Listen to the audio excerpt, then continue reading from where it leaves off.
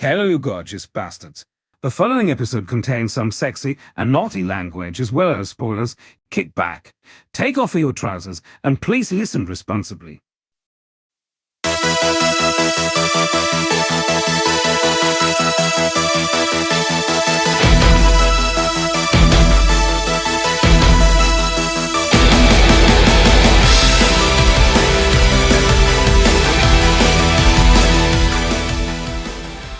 Welcome and bienvenue, welcome, come on in. I'm Dave Michaels. I'm Brian Betts. And this is Beer Me a Movie. It's the show where, in the immortal words of the Nard Dog, Andy Bernard, from The Office, beer me a stapler, beer me a calculator, me and Brian go back and forth week to week, beering each other a movie. Lord beer me strength. Exactly. We never know what we're going to pick the next week. Our lists are way too long. We get to surprise each other constantly, and you, the audience, you get to participate every single last week of the month. That's right. The last week of the month is completely up to you guys. You comment on Facebook if you want your picks to be known, or you can email them to beermeamoviepod@gmail.com if you want to keep them secret. And then at the end of the month, we randomly select one of them, and we talk about your movie.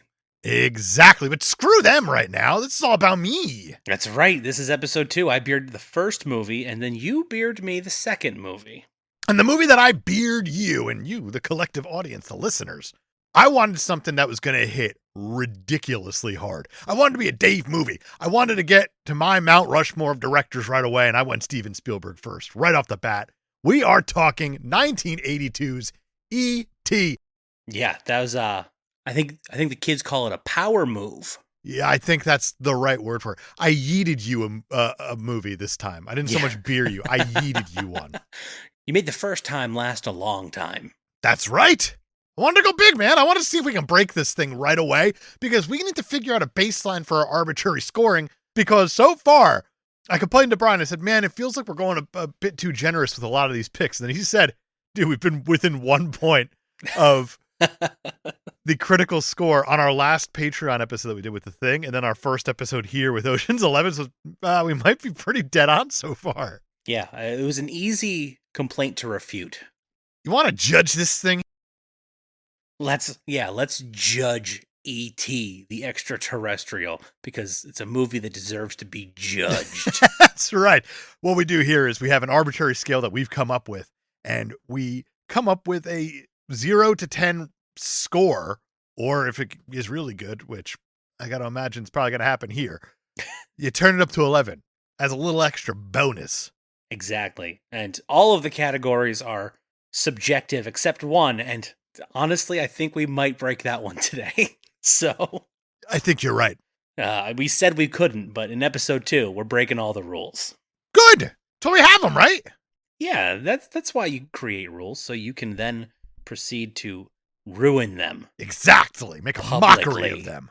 Why don't you lead us off there, Brian? I know last week we changed up the order and started with casting.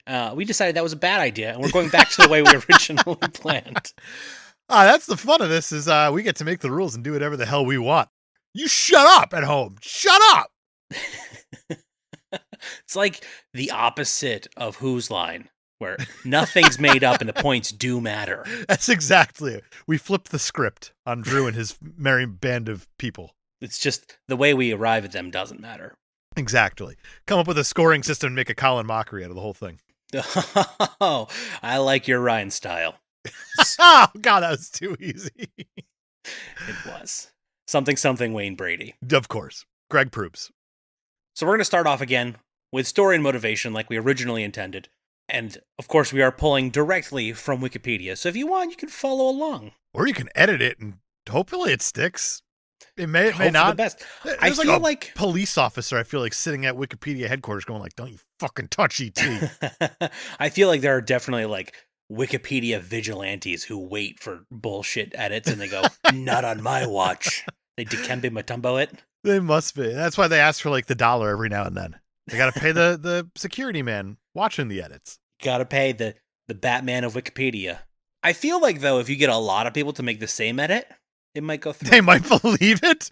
That's how democracy dies right now, Brian. Careful. Well, it's Wikipedia. Good point. Alien botanists secretly visit Earth at night to gather specimens in a California forest. I didn't even put together that they're just like science aliens. Like you're They're so just- used to like little things invading, like in Mars Attacks, ack, and here they're just like, no, I want to. That plant looks cool as shit. I want it.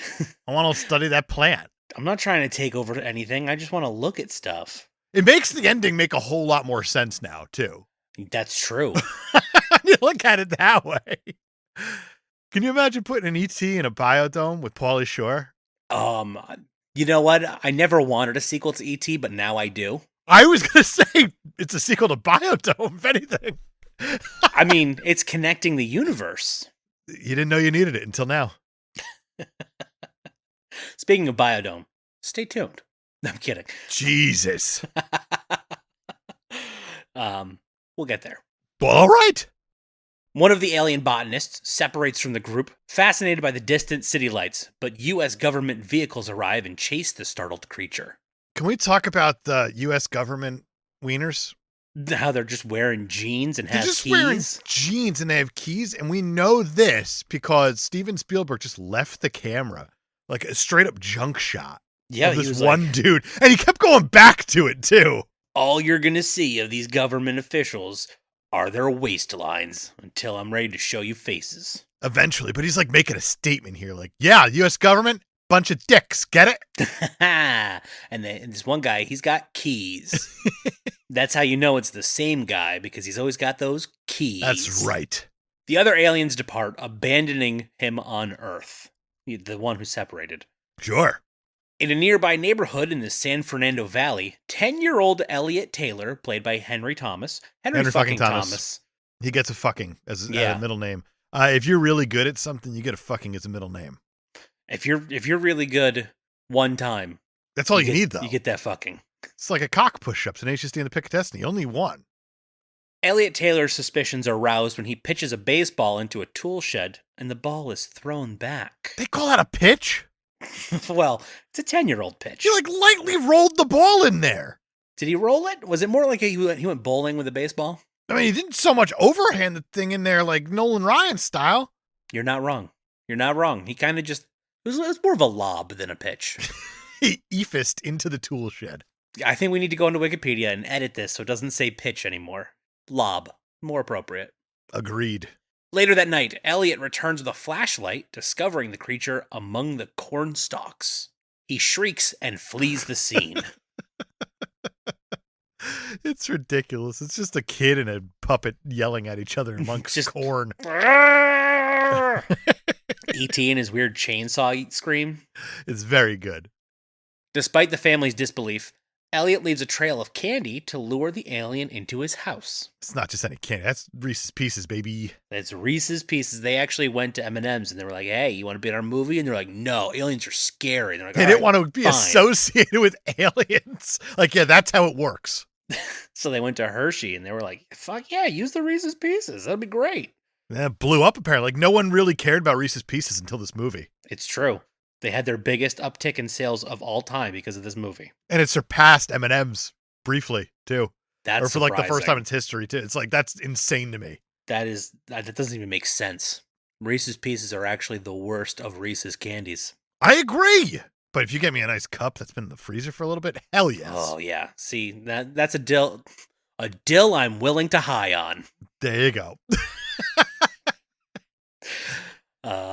That phrase is way more fun when you mess it up, actually. Yeah, I'm more impressed that you're able to mess it up on purpose after you mess it up by accident. That's hard to do. Before bed, he realizes the alien is imitating his movements. It's not so much he realizes it, it's just blatantly obvious. I like how it comes to like this realization, like he raised his arm, the alien raised his arm, he's just like, whoa, science, I scienced the botany boy. You know what I realized? He's doing what I do. The next morning, Elliot feigns sickness to stay home from school and play with him.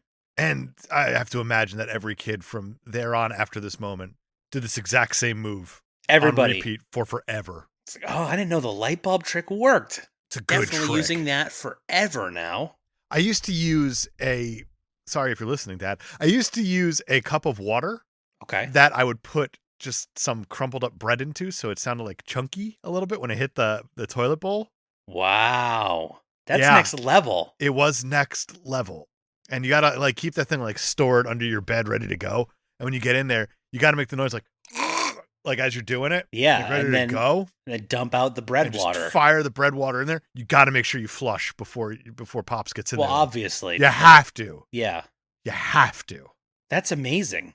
That's next level stuff. The smell wouldn't be quite right, but I feel like the sound is believable enough. You've sold it. That's all you have to do. My dad's not going to come and go, I smell bullshit. I'd be like, no, you don't. You smell bread and water. Doesn't smell like vomit in here. It smells like you were baking. It was easy enough. It worked. It worked. Sounds like a solid move. So stay at home, watch Price is Right and VH1 music videos all day. Oh, those not were a bad days. day. No, not at all. Elliot can feel the alien's thoughts and emotions.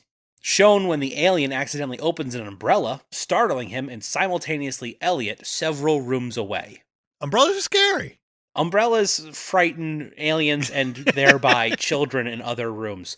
This takes a while to like sink in, for me anyway. Like, I haven't seen this movie in years and years. And I was like, oh yeah, I guess they did kind of show that they're already linked, but it was, I don't know. It's not really like in your face. It's not in your face, but it's about to be a whole lot weirder. It sure is. Later that day, Elliot introduces his older brother Michael, played by Robert McNaughton, and his fucking McNaughton. I didn't want to give it to him because he came off as annoying, but then he's cool as shit. He is cool as shit. When I was a kid watching this movie, I was like, wow, he's a dickhead, and I never changed my opinion of him. But watching it now, I'm like, oh, he's a good kid. He's a good brother. He's a really good brother. And he cares about his mom. Like, all I remember when I was a kid was like, he's mean to the main character, but really, that's what I called him when I was 7, the main character. You're right. He's totally fucking up his character arc in Act 1. What's he supposed to do when he hits the point of no return? This guy, he's being mean to Elliot, and I don't like him for it, but really, he's better than Elliot. Maybe he's just mad at his father. That's gotta be it, because he's in Mexico with Sally, and Mommy's hurt. Exactly. Well, see, that's the subtext that was lost on Little Me. I'm being Little You. That's my Little Brian impression. Well, it was very far off because Little Brian didn't catch that. Now I'm going to go watch Ocean's 11 3 times to try to figure this out. I need it explained to me 9 times before I understand. That's 3 viewings. Got it. What a dumb kid. What an idiot. So Elliot introduces his older brother Michael and his 7-year-old sister Gertie, played by Drew fucking Barrymore. She's good in this. She is the best part of this? I wouldn't go that far, but she's very good in this. I would, personally. Okay. But We're going to get there, actually, to who I think is the best part, but keep going. He introduces his siblings to the alien, deciding to keep him hidden from their mother Mary, played by D. fucking Wallace. She crushes it. She's so good. When the children ask the alien about his origins, he shows them by levitating several balls, representing his planetary system, and demonstrates his powers by reviving dead chrysanthemums. That's how I demonstrate my powers. Wikipedia, good for you. You managed to fit all of that into one thought, and that's impressive. It is impressive, but also, is it really botany if you're doing magic and shit? Magic is just science we don't understand yet, Dave. That's like the deepest thing I've ever heard you say. I'm pretty sure I pulled it from a Thor movie. Oh, God. Well, it's appropriate, I suppose. Or actually, it might have been from Doctor Strange. This doesn't matter. 100% it was a Marvel movie, though. Capes and tights. Yep. It completely adds up. You can take the podcasters out of the capes, but you can't take the capes out of the podcasters. The alien demonstrates his healing power through his glowing fingertip on a minor cut on Elliot's finger. Not impressive. He just does a little ouch, and everything's good. I would have been more impressed if Elliot cut off a fucking finger. It would have. And then he magicked his finger back on. That's when I would have been impressed. This is just a little cut on his finger because he decided to touch the sharp part of a saw like a fucking idiot kid. Yeah, as far as I can tell, this alien just sweats liquid Band-Aids. Can we quickly talk about Henry Thomas and his choices? Yeah, let's talk about Henry Thomas and his choices. I know we're not there yet, but the laugh. Like, I know everybody knows the laugh. Ha! Like, he's so over the top all the time. Like, it's insane. And he gets recognized like one of the greatest child actors of all time for this performance, and he deserves it. But man, is he swinging for the fences. He does not hold back at all. Like, you keep hearing about all these baseball stadiums, like, oh, no, moving the fence, moving the fence, moving the fence. And Henry Thomas is like, nay, you push that motherfucker back, please. He's channeling his best Nick Cage. He really might be, though. I learned everything I know from one man. Oh, that would be a monster. He's out of his mind. At school the next day, Elliot begins to experience a much stronger empathetic connection with the alien, including exhibiting signs of intoxication because the alien is at Elliot's home, drinking beer and watching television, which, that's the life. I agree, that's the life. But how does this alien possibly pop open the top on that sweet, sweet Coors? That's a good question. That's OG Coors, too. This is like pre-Coors Light. Yeah, this is just classic Coors. But, like, I have a normal human finger, and sometimes I struggle to get underneath that tab, and he's got his round bullshits. He can't magic that. He's got those bulbous fingers that apparently, I can't tell if they have nails or not. I didn't look that hard. He does not have nails. I do not believe he has nails. So there's no way. No, and we've all seen that Rocko's Modern Life episode where he's so busy chewing his nails that he can't pick up the coin on the ground. And that's when he realized he's got a problem. We found the plot hole in E.T. We did it. We did it. And it leads to one of the more memorable scenes of this movie, which is insane. Also, Henry Thomas, child acting drunk, didn't know I needed that in my life. He kind of crushes it. It's over the top. It's a child acting drunk. But, man, Yes. It's a Steven Spielberg movie. There's going to be whimsy, even in drunk kids. Yeah, there has to be. I wonder if he went method. Steven Spielberg's just like pumping him full of vodka. He's like, I saw a trick that we did on Raiders of the Lost Ark at that weird bar with Marion and the lady, how they were just slamming back shots. Let's do that, me and you, as we go over the script notes. He smells like Robert Downey Jr. and his salt content is through the roof. The basketball Sodium levels. But then he like does that belch and it looks back at the girl and he's just like, hey, you see that? And she's just like, don't do that. I don't understand what's happening with him and this girl because she's looking at him at first and then all of a sudden he's drunk and looking at her and she's like, I want nothing to do with this. And it's like, which one of you is instigating this? I can't tell anymore. I don't know. Let's get rapey though. Let's. Elliot proceeds to free the frogs in his biology class. How fucked up is it that the teacher's walking around with chloroform cotton balls and they put him in there and he's just like, just put the top on real fast and watch him die. You don't have to watch him die, but you should. It's pretty neat. Well, they're not dying. They're just going to sleep. They're cutting them open. Well, eventually they're going to die. But right? He even makes a like point. A King Kong thing. It was the airplane. It wasn't the airplanes. It was Beauty killed the beast. Like Yeah. It wasn't the cotton ball. It was scalpels in the chest that killed the frog. Well, he makes a point of saying, like, we're just going to put them to sleep. So when we cut them open, you can still see their hearts beating. Oh my God. The 80s, man. The 80s. Pretty messed up. When I did the whole frog thing, like that was stiff and dead, super dead. Oh, yeah. Yeah, and it smelled awful. It was the worst.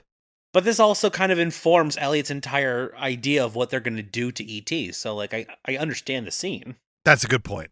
As the alien watches John Wayne kiss Maureen O'Hara in The Quiet Man on television, Elliot kisses a girl he likes similarly and is sent to the principal's office. Well, he kisses a girl that he likes while standing on a child's back. Yeah, some other kid just runs over and gets under it. Just so he lays can under reach. him. Just like the ultimate wingman move Like for a that character guy. we never knew. And like you got to imagine there's a Comic-Con out there with like Henry Thomas and Stool Kid. And stool Or kid. something like that.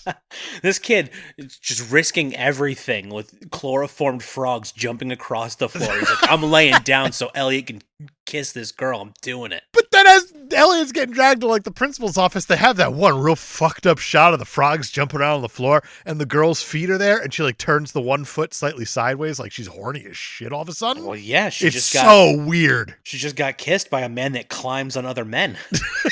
That's a good point. It's a power move if I've ever seen one. No one's ever used another man as a stool to get my heart and affection. And she's going to be like fucked up and have like these false feelings of like admiration as she's growing up. Like she can meet the man of her dreams and she'll just be like, you stand on his back. She'll be like, that's fucked up. Well, you don't love me then. Yeah, she definitely unlocked a new kink that day.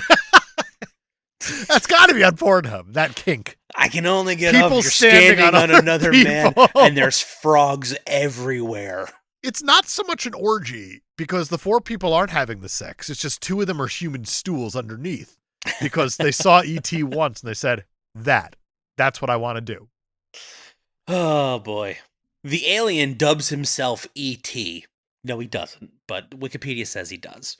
Reading a comic strip where Buck Rogers, stranded, calls for help by building a makeshift communication device and is inspired to try it himself. Elliot names him E.T. Elliot's at school drawing pictures of him, writing E.T., and he comes home and he's like, E.T., that's you now. But Yeah, I mean, you got to call him something, right? you can't just keep calling him the alien botanist or the goblin or whatever. They do call him the Goblin a lot. He is quite often referred to as a goblin. E.T. gets Elliot's help to build a device to phone home by using a speak-and spell. Michael notices that E.T.'s health is declining and that Elliot is referring to himself as we. That should be like the biggest red flag ever. It should, yeah. Like he's treating Elliot like he's Venom at this point. Exactly. Throughout this, the boys are unaware that E.T. is being tracked by the government. And the government is just spying on them by like driving a van down the street and listening to conversations. In everybody's house, and they're like, oh, these guys sound like they're talking about an alien. They weren't at the time even. It's like stop there long enough to happen to hear the alien talk part Yeah. of their conversation. They waited a long time. These 2 kids talking are curious. They sound like they missed their dad. I bet you there's alien talk coming up. Just stay. Just stay. Missing Dad, that's always the precursor. That means a Steven Spielberg movie. 100%. I've seen this one before. These kids for sure have main character energy. I can feel it in my keys. Asian Bill, does it sound like that kid's making choices? Because that would make him a lead for sure. We should stop here. On Halloween night, Michael and Elliot dress E.T. as a ghost to sneak him out. And they like claim it's Gertie. It's like that mom. This She this must mom, hit like the Kahlua hard because that is not her daughter. She is clearly very distraught and distracted for this entire movie because she's like, there's a scene where E.T. is just walking back and forth right behind her, and she never see a drunk alien is rampaging through her living room and kitchen, and she has no idea it's happening. She hits E.T. with the fridge door and he collapses backwards, and it's still hysterical. It's so Still. good. So good. Elliot and E.T. head through the forest where they successfully call home. That should say phone home, Wikipedia. Do better. Do better. The next day, Elliot wakes up in the field, finding E.T. gone. Elliot returns home to his worried family. Like the mom is like crying up a storm with the police there, and Elliot walks in. He looks like absolute garbage. Garbage little He child looks here. terrible. The mom hugs him and then just tells the police officer, "Your job's done. Goodbye." Your services are no longer required here. Police sketch artist, I imagine. I don't know. I have photos of the kid somewhere. Maybe not. Somewhere, maybe. Who knows? The kid made choices probably in those photos too. Yeah. What was he wearing? He was dressed as a hobo. It's Halloween. I mean, you gotta expect that type of answer. His brother was the hobo. He was dressed up as a hunchback, Still. I guess. He had red eyes. I feel like Halloween would be the worst time, like, for a cop and a parent for, like, the child to go missing. Oh, yeah. Like, what was the last thing he was seen wearing? Oh, Jesus. Well, he's 23 years old. He was dressed up as Sonic the Hedgehog. Do with that what you will. Ma'am, you'd be surprised how many Sonics we have in holding right now. The Agent Bill, we got another missing Sonic the Hedgehog. That makes 3 tonight. Michael discovers E.T. dying next to a culvert and takes him home to the also dying Elliot. I guess you do what you gotta do. Like, E.T. looks like worse than Elliot, too. Oh, he's like yeah, all he's pale and on his chalky last and legs. Oh, gross. not Real having gross a looking good time. dead dying alien. I don't like it. Already a weird looking alien, and now you're like, ugh, that's worse. Mary becomes horrified upon discovering her son's illness and the dying alien. Just as a group of government agents dressed in biohazard suits, led by Keys, who's now has a face and he's played by Peter Coyote, Peter fucking Coyote, thank you. invades the house. Yeah, he's actually very good. I like how they say biohazard suits, and no, I've seen Apollo 13. I know exactly what these suits are. These are astronauts. These are astronauts that are coming into this home in the San Fernando Valley. Even E.T. is like, oh, cool, spacemen. I know them. I'm closer to home. Scientists set up a lab at the house, asking Michael, Mary, and Gertie what they know about E.T. They like manifest destiny this home for science. They do. They just take over the whole thing, cover it in tubes and stuff, and they're like, all right. The we mother's own just like, place this is now." my home! And the government's just like, don't care. They're like, I'm wearing a biohazard suit and have keys. Peter Coyote's fucking crushing it. He actually is. I've always thought that all the government was a dick, and then watching it now, like actually watching it after years and years and years of not, Peter Coyote is one of the best things in this movie. He really is. While the scientists are treating Elliot and E.T., the mental connection between Elliot and E.T. disappears. But not before Peter Coyote gives, like, it's an all-timer in my mind. Like, it's one of the more underrated speeches that you hear in a movie. How he's saying, like, kid, like, I dreamed about this moment my entire life. I get what you're feeling right now. That alien is lucky that he found you. Yeah. And it's, like, ridiculously touching. It is surprising. For a character we've only seen as junk the entire movie, it's moving. He's super earnest. That's why. And it carries on, too. Yeah. Which is strange because you just look at all these government people as invading a living room. And I guess if that's the worst that happens, that's not all that bad, but still. What do these government people try to do? They try to steal an election? Did they try to sell secret stolen documents to another country? No, worse. They were recovering a dying alien from a living room.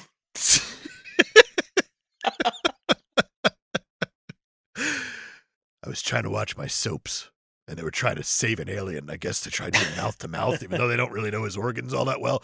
I don't know. It got weird. It got real weird. They were doing chest compressions, but they were just assuming he had a heart there. E.T., they defibrillated him, and it did shit because we have no idea what his anatomy is like. Yeah, we defibrillated him, and the sink turned on upstairs. I can't even explain that. E.T. appears to die while Elliot recovers. No, he fucking dies. Doesn't appear to die. He dies.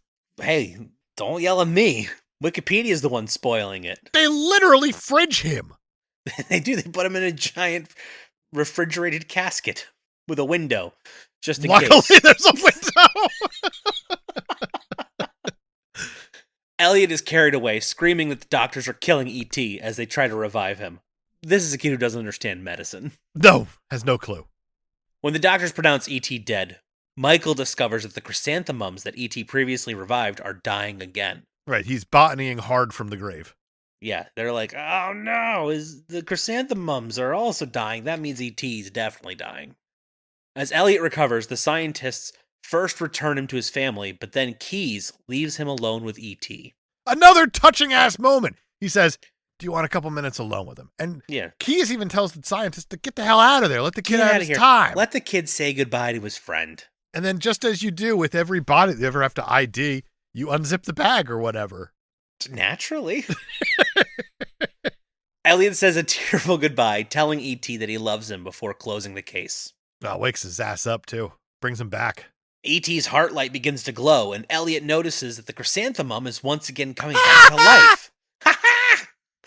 And opens the case up, and E.T. reanimates and tells Elliot that his people are returning. I guess that's all it took. Amazingly, E.T., this is the most alive he is in the entire movie. It's right after he died. They say it's darkest before the dawn, or something. Something like that. It's vice versa for Elliot. What? It's brightest directly after the dark. I think. It's sort of like E.T. just his heart light goes on. I have Wi-Fi. Yeah, now he won't shut up. He doesn't stop talking now. I love it, though, because Elliot's like, shut up. And he's just, the E.T. phone home. E.T., what the phone home? I got a phone home. 10 to 20 phone home. Elliot and Michael steal the van that E.T. had been loaded into, and a chase ensues, with Michael's friends joining them on bicycles, evading the authorities. I love it. I love it so much. These kids were such dicks to Elliot at the beginning of the movie. Like, no, you can't play Dungeons and Dragons with us, even though you're clearly super interested. And that right there is like the most rejection you can have. Right? When the D&D kids won't let you play, you're a loser. You might be a loser. Says I, who has played D&D quite a bit, actually. Have you? I have occasionally, and not actually a lot, but I have, yeah. I've always wanted to play, but I've never like actively searched out someone to play with. Yeah, you haven't. Maybe it's actively because searched- I have no. like Elliot fears You are of Elliot. rejection. You show No, up because and he they're like, tried. No, Dave, go away. And then I'll go into the cornfield and find an alien. Or it'll be a proper coyote, not of the Peter variety, and it'll eat me. I don't know. Maybe. As long as you ruin a pizza along the way. You have to. Spike that pizza Gronk style. Suddenly facing a police roadblock, E.T. helps them escape by using his telekinesis to lift them into the air and toward the forest like he had done for Elliot before. Now, here's the thing about roadblocks, is that they typically block the road. That By is name. true.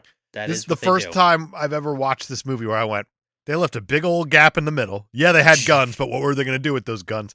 And these kids could have stayed on the road, just riding straight and probably gotten through this. I don't know if there's another car part, like there were two pointed at each other, but there's a giant gap. I don't know if there's a third car blocking it, but Yeah, it's the worst roadblock it's ever. not a good roadblock. And depending on which version of the movie you're watching, they didn't even have guns sometimes. Sometimes they just had walkie-talkies. That's absolutely correct. The version I watched, they had guns. Yeah, it's been restored to guns again, and that's good for the movie. You hear that, George Lucas? You could go back. You could be like, "Whoops, I made a mistake. I'm gonna go back to the original version now." I didn't. I did not make a mistake. I'm a genius. Thank you. More Ewoks. Oh, God. We're getting them. Let's not put that out in the world again. Thanks.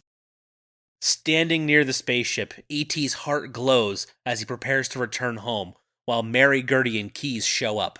And Key's part of the government just kind of watches, even though I He's think just he's like, This is unreal. what's up, D. Wallace? You single? Huh? Are you? Oh, hey, girl, I got keys That's his only line he has. right here next to my crotch. You see them? Oh, jeez. They there it jangle is. right on the screen all the time. All the time. E.T. says goodbye to Michael and Gertie as she presents him with the flower he had revived. Yeah, go botany this. Okay. I can't do an ET. It sounds like No? Stephen Hawking. I cannot do it. Interestingly enough, in the Biodome ET sequel, We're he going to has use the software that yeah, Stephen we're- Hawking no longer uses yeah, to exactly. do the ET voice. It's going to be an AI combination of ET and Stephen Hawking. What's up, Squirrely? You can kiss my black hole. He learned a lot more words. My pointer finger is the healing one. My middle finger is the you're Pauly Shore. Ouch. Fuck you. How does that feel, Squirrely? Before boarding the spaceship, he embraces Elliot and tells him, I'll be right here. It's like pointing to his head, too. Pointing his glowing finger to Elliot's forehead. Not his heart. His Not forehead. his heart. I always remember that he pointed into the, like, I remember he put the finger up to Elliot's face and it lit up and Elliot Yeah. jumped back. But I always, like, remember that he put it up to his That he put heart. to his heart. I'll be right But here. no, yeah. he put it, like, between his eyes. right betwixt his eyes and his forehead, like, this is where I exist now. I live rent-free in your brain. And that's where those doctors went wrong. They were defibrillating his heartal region instead of his forehead. That must have been it. And then they killed Elliot probably and dissected his brain because they're like, there's an alien in there. Yeah. According to the alien. E.T. picks up the chrysanthemum and boards the spaceship. As the others watch it take off, the spaceship leaves a rainbow in the sky. Because it's a Steven Spielberg movie. It should be corny as hell, and it's not. It's not. Because it's a Steven Spielberg movie. Yeah, somehow he makes the corniest thing work. He does. You just like come off this emotional high, and he rainbows just like, damn it, what a move. The more you know. John Williams. Do do do do do do do do do do do. What? Well, That was a weird ending there, abrupt. John. And that's it. That's the movie. That is E.T. from 1982, directed by Steven fucking Spielberg. 10? 10. And I know you said all those words before with the plot, but 10? Yeah, 10 That'd be for great. the, That'd be the great. story and for the motivation. And yeah, this thing is a damn treat. It really is. It's so much better than I even remember. And every single time I've seen this movie, I feel like I say that at this point. Yeah, it's just absolutely fantastic. I mean, it's been so long since I've watched it. And I remembered all of like the beats of the movie, but I just didn't remember how it actually makes you feel while you watch it. Well, it makes you have all the feels, I think, is it? Oh, And like, man. there's parts in this that I didn't remember having the feels, and man, Yeah. I got the feels. Yeah, I feel like I took a whole new meaning from it this time than I did as a kid. But maybe it's because the way that Steven Spielberg shot it, I know we're not there yet, is it's a lot of low angles. It's a lot of, let me put you in the shoes of being a child again. It's maybe the farther we get away from our childhood, maybe it's starting to resonate in a different way for us at Yeah. this point. Yeah. Who knows? But I mean, it completely works. Full blown 10. Full blown 10.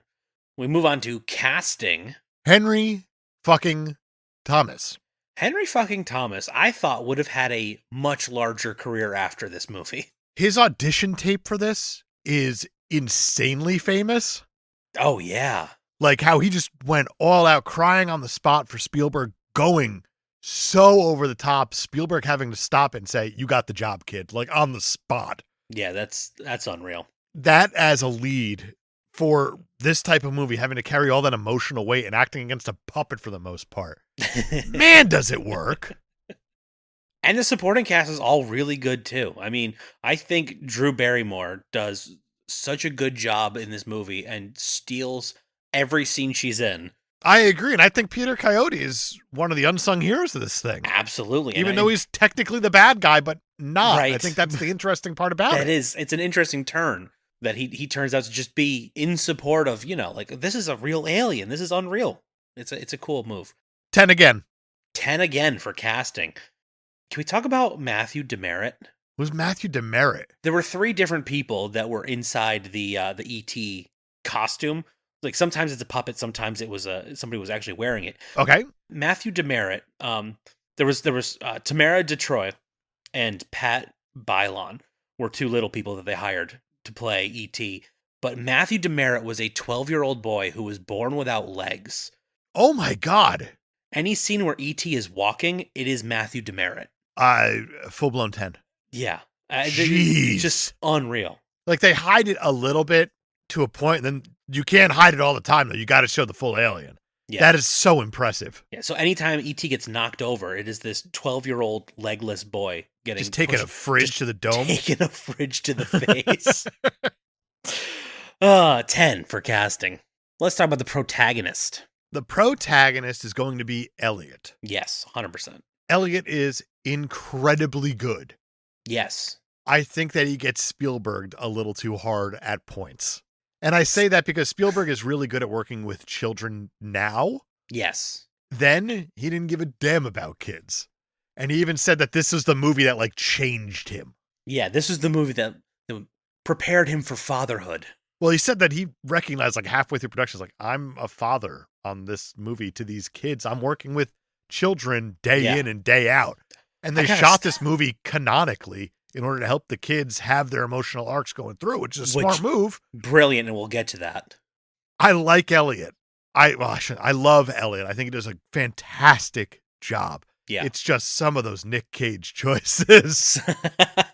It's the yelling and the crying and the over the top. But even in the scene where like he's crying on top of the casket, it's because he's fake. When he goes and he fake cries, it's even more like, oh my God, this kid is hamming it up. Oh yeah. I want to go, we're going to punish him and go 9. 9. Yeah. You piece of shit. One of those famous child performances all the time. 9. Suck it. 9. Halfway through the movie, Steven Spielberg's like, oh man, these kids look up to me. I got to stop getting Henry drunk. Let's talk about the antagonist. The government? I guess it is just, the government's crotches. They're bad. And sometimes they have keys. And sometimes they have emotions also. But really, all the government's goal here is to find this alien that is it's just taking up residence in this home in California. Right, and then they even like treat it like just a regular old patient at a point. Yeah. Yeah, they're running like a small DNA test on it, I guess, but they're like, this thing's dying. We gotta save it. Right, and yeah, so like they're not even. I mean, they are working against the protagonist, but they kind of they don't have. It doesn't seem like they have malintent. I want to go with like a 6. They're not really a threat, but they Right. are there to push the story along, to have stakes at the end, to create an exciting scene of, we got to get this alien home. Yeah. Later. They're there, and then they make a bad roadblock with their guns and sometimes walkie-talkies. The worst roadblock. 6 it is. Let's talk about the screenplay. Melissa Matheson Yes. crushes it. She absolutely does. Apparently, she wrote this thing first round, and they were like, "This is excellent." They had 2 rewrites of it afterwards, and most of the stuff never took. They were like, they just kept going back to the original script. There were a few little things that got added in, but for the most part, this is like a one and done. It's funny because when you look at this script, there's a couple really, really good lines that stand out. Like E.T. Phone Home is now iconic. Oh, absolutely. But a lot of the other stuff doesn't really stand out all that much. It's just appropriate to the story that we see. And I know Steven Spielberg started writing the story also as a way to like cope with his parents' divorce. And then eventually became about a kid and an alien, about loneliness and whatnot. Well, he also had an imaginary alien friend when he was a kid, apparently. As we all did.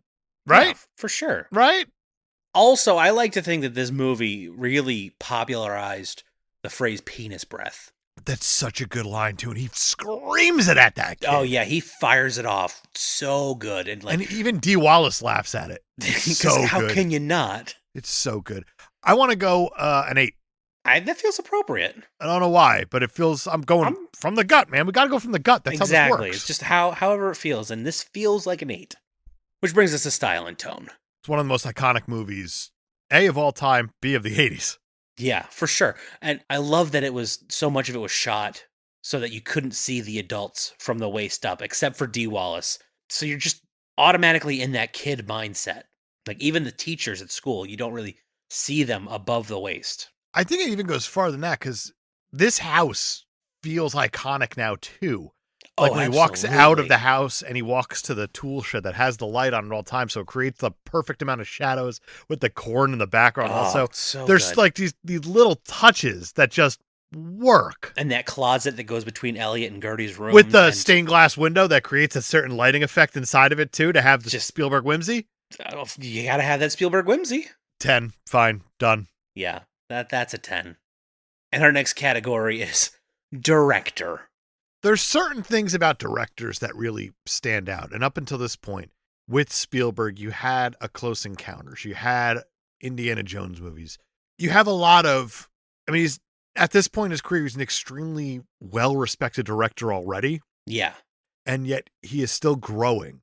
And here especially, I feel like this pushes him to the next level of what Steven Spielberg has become.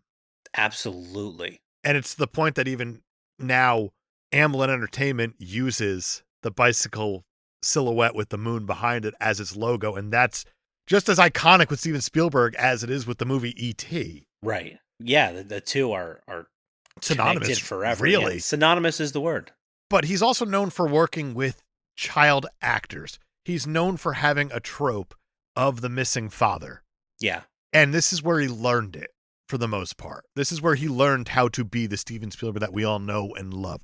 He recognized that he was being a father to these actors on set. Yeah. And that's what he learned to lean into.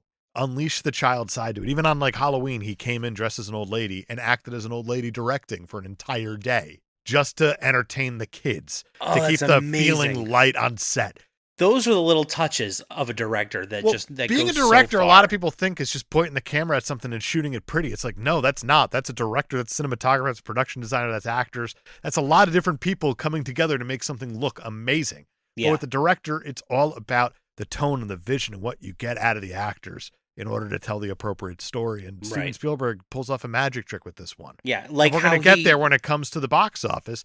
But this is just one of the best directed films ever made.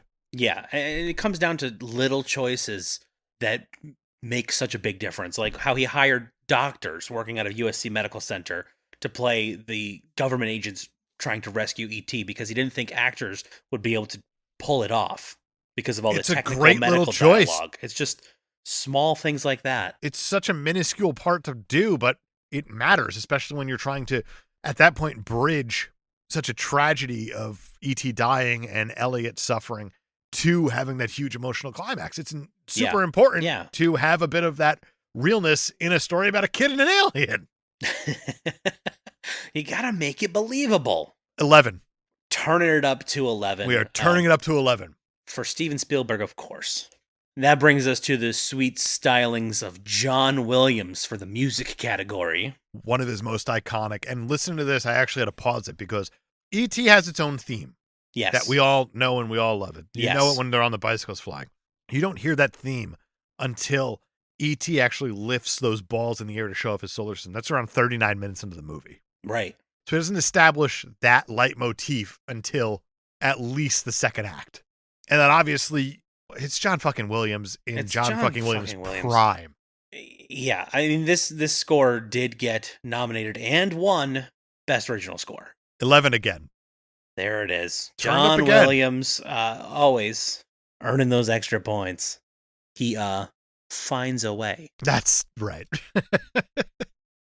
The next category is box office, and It's boy, going to get broken with this one. we said just last week and the week before that this one is set in stone. If a movie makes a certain amount, a certain percentage of its budget, that it gets a certain score. Now, Brian, I'm going to stop you right there because we're going to say 11 for this one. But why don't you hit our audience with the numbers? Because this one broke the world. Yeah.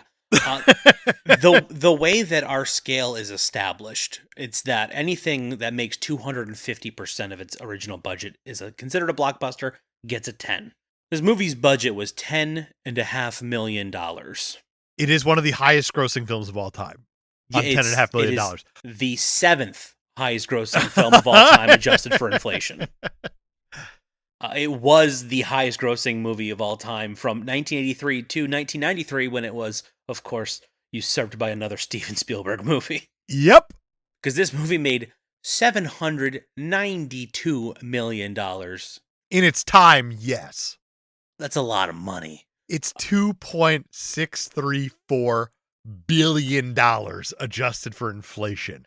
Now, if you're curious what the percentage of the budget that is, that's 7,551%. We're putting the brakes on ourselves at 11. And it's a good way to test ourselves if we're willing to go higher, and we are not. No, we have to have some we have to have some restraint. sort of restraint. But 7,500 is a lot more than 250. One of the most profitable films ever made. Unreal. Absolutely unreal. Absolutely. It had no problem beating Grease 2 that came out the same week. No, it did not. And dethroning Star Trek 2 and Rocky 3. That is an 11. It is absolutely an 11. And if you want to know why it's an 11, go read Roger Ebert's review of this. I thought about reading parts of it, but to me, this was like one of his most beautiful reviews he ever wrote, because he wrote it in 1992, 10 years after this movie came out. And he says, I've seen this movie a lot in the 10 years since it came out, but he writes a letter to his grandchildren. He calls it Dear Raven and Emil, and it has the Ebert thumbs up that you rarely see on a lot of the reviews. Wow. And he said that he was so excited to just share this movie with his grandchildren. One of them was 4, one of them was 7. And he said, I kept a half eye on the movie. I kept a half eye on them just to see their reactions. And they didn't budge the entire time. They got scared in the place you're supposed to get scared. They felt the feelings of happiness when you're supposed to feel the feelings of happiness. He said, this is one of those movies that's going to survive generations. But he was so happy that he got to share this movie with his grandchildren because of the way that Steven Spielberg directed it, especially. He pointed to one part in particular, and it was right when E.T. was about to get onto the spaceship at the end, and the other alien is there waiting for him, and his grandson said, that's his mommy. Oh, wow. To which Roger didn't have to say anything because the way that Steven Spielberg left it was open-ended. He didn't go about saying like, hi, E.T., it's me, Mommy. Come on board the ship, son, or whatever it was. He left it open and he used the silence in order to fill the emotion, and a kid got something entirely different out of it than Roger Ebert ever got. And that right there is the power of film in general, is using the silence, the open-endedness, in order to get the right emotions. Like, we see this movie end on the spaceship leaving and Elliot's face and then fade to black. And it's not even a fade to black, it's a cut to black. But there was a final scene at the end of this that they did shoot with Elliot being the dungeon master playing D&D with his brother and his friends, because now he's accepted because he was kind of the one who got the alien or whatever. And he said, we don't fucking need that. No, that's unnecessary. It took away from the emotional high that he just went through. Go read Roger Ebert's review. It's actually like the most beautiful review I've ever seen him write. Because it doesn't have any snark to it. He's legitimately just excited to share a film with his grandchildren. And it's so awesome, touching and lovely. Yeah, you love to see it. You do. You do. And, art is open to interpretation. And it absolutely is. That is what these films are. And that is going to lead us into the final category, impact on the industry. 11 again? Sounds right? Right? 11 again? Sounds right? Can we just talk about how Columbia Pictures passed on this movie? So that happens more often than you'd think with a lot of these huge hits. So Spielberg went to MCA, the parent company of Universal. MCA bought the script from Columbia for $1 million, and Columbia retained a contractual 5% of the film's net profits. Good for them. So Columbia president John Veitch claimed that, I think we made more on that picture than we did on any of our films in 1982. That's amazing. And it's good. They retitled the movie to E.T. the Extra-Terrestrial and not A Boy's Life, like it was originally called. Or E.T. and Me was another one. Oh, God.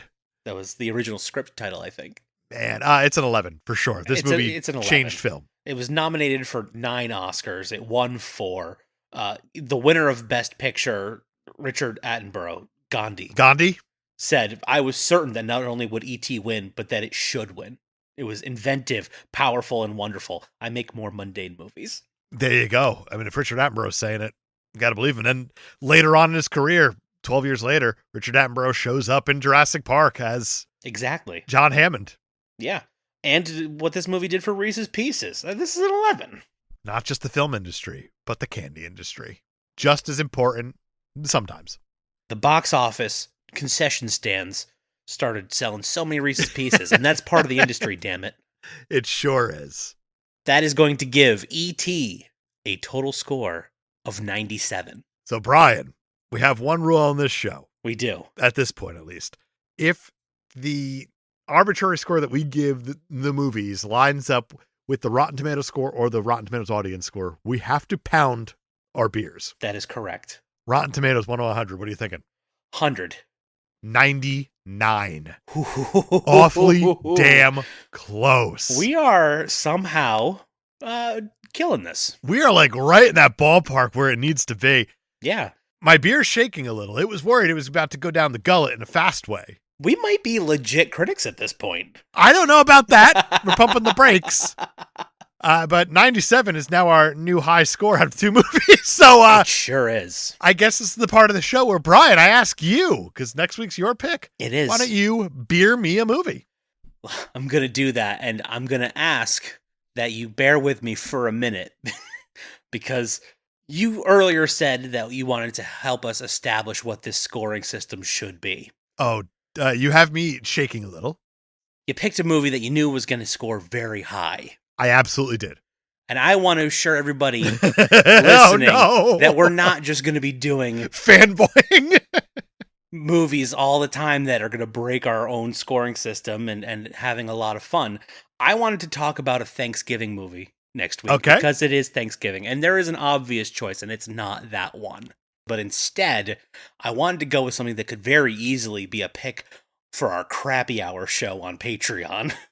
This is so exciting. Really want to test out this scoring system. And I want to once again state, me and Brian do not share our picks with each other. Everything is completely hidden and secret and genuine. And that's half the fun of it, where I've been waiting this entire week for like, what's he going to pick next week? This is so exciting. You have no idea what the other person's going to pick.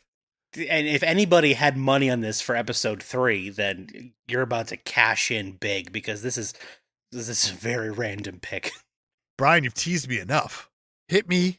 What are we watching next week? Next week, we're going to be talking about the 2011 Dennis Dugan directed Jack and Jill. Oh, sweet Jesus, Brian. You're just burning it all down, aren't you? We really have to test out the limits of this score. For the show, I think that's the right decision, yes. But at the same time, I hate you. That's fair. That's fair. But Adam Sandler and Adam Sandler. Yeah, yes. In Jack and Jill for our Thanksgiving episode. Sweet Jesus. Yep, we're testing out the scale. That's See how well it works. That is the intent. We're going to find some things out next week. Wow. All right. In the meantime, thank you for listening. Be sure to rate, review, subscribe. Join us on Patreon this month for David Bowie's 1972 album, The Rise and Fall of Ziggy Stardust and the Spiders from Mars, which will be featuring one Dave Novak. He is the one who beered us that album. Yeah, we're trying something a little new, something a little different. Yeah. Why not? Stepping up the game over on Patreon because we basically brought our old Patreon show to you. That's right. So now we got to go above and beyond over there. Also on Patreon, everything that we make this month is going directly to Extra Life for children's cancer hospitals. Loosen up those purse strings. Give to the kids. It's for a good cause. I don't care if you take your money back next month. I really don't. Sincerely don't. But this month, it's for the kids. It's for the kids. And you also get the added benefit of if you want to suggest a movie for the end of the month, you'll get 2 picks. Your pick will count double if you are one of our patrons. And since we're lazy, we'll leave it double on the list, even if you take your money back. For those picks, you can send it to us on social media at Beer Me a Movie on Facebook, Instagram, YouTube, Twitch, and at Beer Me a Movie Pod on Twitter. Or you can email them to beermeamoviepod@gmail.com. For the audience pick for the end of November, we are up to 12 movies. And just to scare you a little bit, 8 of those are patrons. That you know of. Right. So patrons make up 4 picks. They get doubled, so it's 8. And then the other 4 are normies who should donate. So they can get double the odds. Exactly. Brian, you got anything else? That is it for me. Fantastic. We're going to see you guys next week for Brian's pick. And I can't stress it enough that it's Brian's pick when we talk about Jack and Jill. We'll see you then.